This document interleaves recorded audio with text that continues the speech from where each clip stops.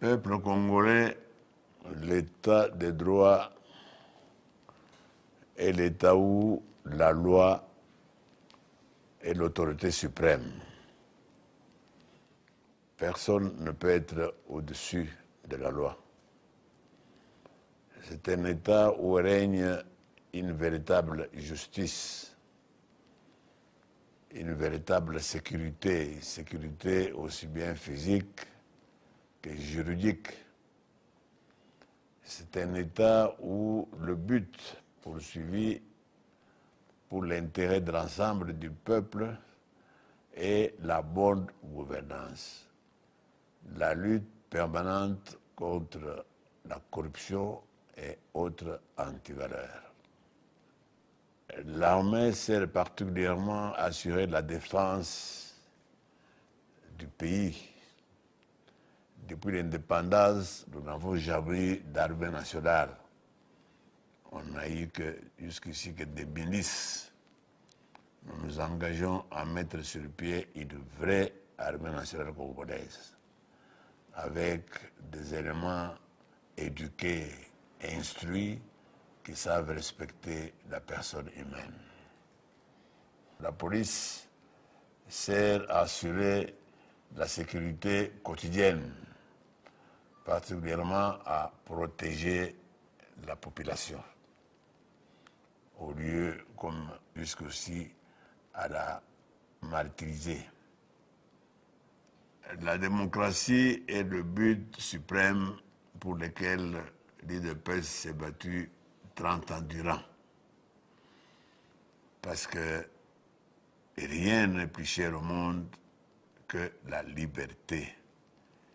Il n'y a qu'un homme libre qui peut s'appeler homme. Quand quelqu'un n'est pas libre, ce n'est pas un être humain.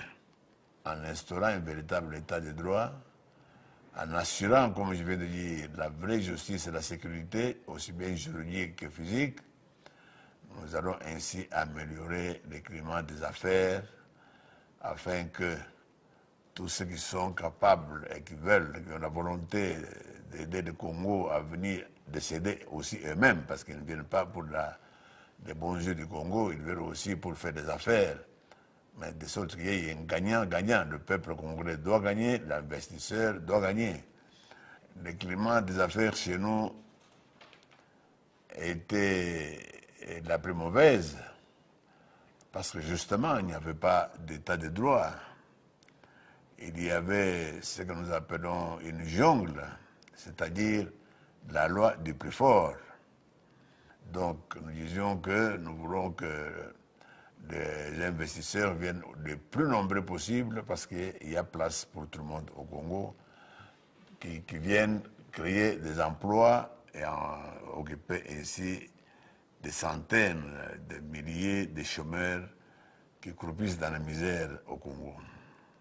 Dans le cadre du bien-être du Congolais, un Congolais doit mener une vie décente. Pour mener une vie décente, il faut que quelqu'un soit employé pour toucher un salaire aussi décent, un salaire qui lui permet de boucler les débuts du mois. Nous allons nous employer à cela pour que, effectivement, le Congolais puisse se sentir chez lui. Notre préoccupation première serait d'assurer un emploi décent à chaque Congolais afin de lui permettre de mener une vie décente. On dit qu'au Congo, le Congo est un scandale géologique. Il y a beaucoup de minéraux au Congo, il y a du coltan, il y a de l'or, il y a du cuivre, il y en passe.